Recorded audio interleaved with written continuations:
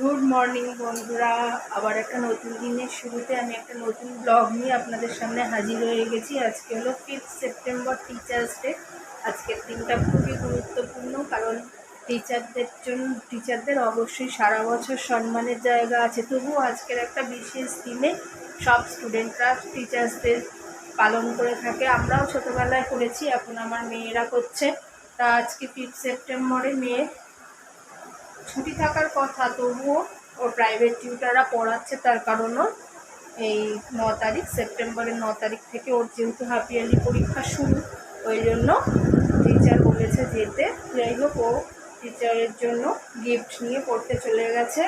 সকাল বিকাল দুবেলাই পড়া আছে, তাও গেছে পড়তে। আমি এদিকে সকালে টিফিন রেডি করে ফেলেছি, বাজারও এসে গেছে। তাড়াতাড়ি করে টিফিনটা খেয়ে রান্নাঘরে গিয়ে আপনাদের দেখাবো আজকে কি রান্না করছি। সকালের টিফিনে আজকে পরোটা আলুর তরকারি করেছি, এটা তাড়াতাড়ি খেয়ে নিই। বাইরে রোদটা উঠেছে, দেখেছেন? একদম পুজোর মতো রোদ, মনে হচ্ছে দুর্গা পুজোই শুরু হয়ে গেছে। বলুন, বেশ মনটা ভালো লাগে এরকম ওয়েদার দেখলে, পুজো ভাব। যাক, এরকমভাবেই তাড়াতাড়ি করে পুজোটা চলে আসুক, বাচ্চাদের মনে কত আনন্দ বলুন। এই তো বিশ্বকর্মা পুজো আর কদিন পরেই, তারপরেই দুর্গা পুজো এসে গেছে। আমি আপনাদের বলছিলাম না, আমার টিফিন রেডি হয়ে গেছে, খাবো। আর ঠিক সেই সময়ই আমার শাশুড়ি, মানে আমাদের পাশেই আমার বেশ রিলেটিভই হয়, ওদের বাড়িতে একটু গেছিলো, মানে দরকারে গেছিলো। আর ওদের বাড়িতে না অনেক বিড়াল আছে। এই বিড়াল পায়ে আছড়ে দিয়েছে, মানে এমনভাবে আছড়েছে রক্ত বেরিয়ে গেছে। তাই তাড়াতাড়ি করে আবার আমার বর নিয়ে গেল, টিটেনাস বা কী দেওয়া যায়, সেই জন্য নিয়ে চলে গেল। দেখুন হঠাৎ করে কীরকম একটা বিপদ এসে গেল।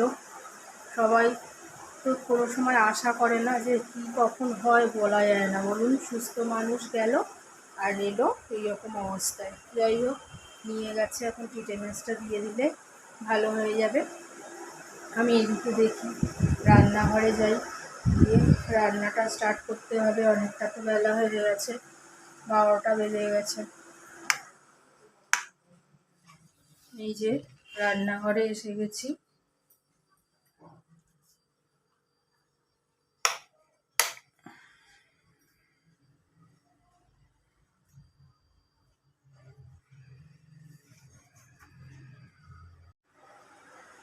আজকে এই যে এনেছে বাজার থেকে একটা বড় কাতলা মাছ, এটা এবারে কেটে ধুয়ে নিই, তারপরে আলু দিয়ে ঝোল করব।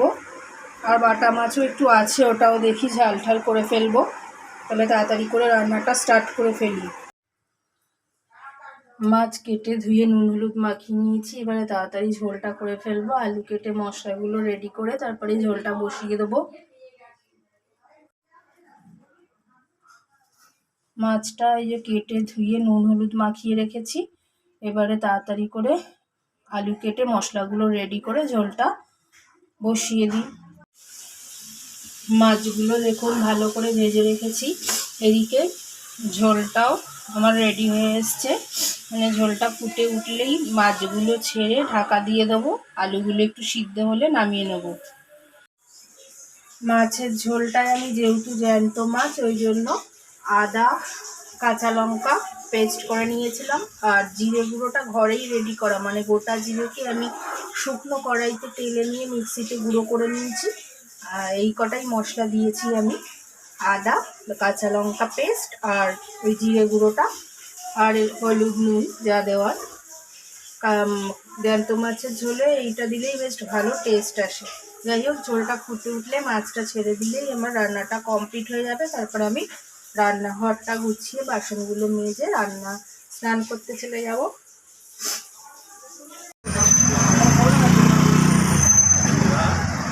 সন্ধেবেলা একটু বেরিয়েছি মেয়ের টিচার্স ডে গিফট কিনতে।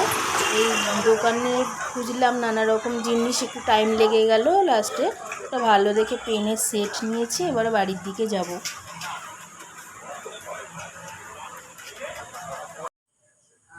গুড ইভিনিং বন্ধুরা, এখন মেয়েকে পড়তে দিতে এসেছিলাম। ওকে পড়তে দিতে এসে এই যাওয়ার পথে আপনাদের সাথে একটু কথা বলছি। তা বাড়িতে যাই, এর আগে আমি ঘুম থেকে উঠেই দেরি হয়ে গেছিলো, ওই জন্য তাড়াতাড়ি করে ওর টিচার্স ডের গিফট কিনতে গেছিলাম। সেই সব সকালে একজনের কাছে পড়তে গেছিলো, ও নিজেই কিনে নিয়ে গেছিলো। এখন আমি নিজে বেরিয়ে গিয়ে কিনে দিলাম, আর ওর সু অ্যান্ড স্পাইস থেকে ওর টিফিনটাও এনে দিলাম। খেয়ে ঠেয়ে এই পড়তে এলো, পড়তে ঢুকে গেছে। এবারে আমি বাড়ির দিকে যাই। 10টা বেজে গেছে, রান্নাঘরে চলে এসেছি রান্নার জন্য। মেয়ে এখনও পড়ে টড়ে আসেনি, ফোন করে পড়া হয়ে গেলে তারপরে গিয়ে আমি নিয়ে আসবো। আজকে রাত্রে রান্না করব, এই যে একটা ছোট ইলিশ মাছ নিয়ে এসেছি, এটা দেখি কালো জিরে কাঁচা লঙ্কা দিয়ে ঝোল করব। আর বাটা মাছ দুপুরবেলার একটু ঝোল আলু হয়ে গেছে, আর এই যে বাটা মাছ আছে, বাটা মাছগুলো ভাজবো, আলু ভাজবো। এই হলো আজকে রাতের মেনু। তাড়াতাড়ি করে রান্নাটা করে নিই, আবার এসে গেলে খেতে দিতে হবে। রাতও হয়ে যাচ্ছে, আবার কালকে সকালে ওর পড়াও আছে। রান্নাগুলো তাড়াতাড়ি করে ফেলি।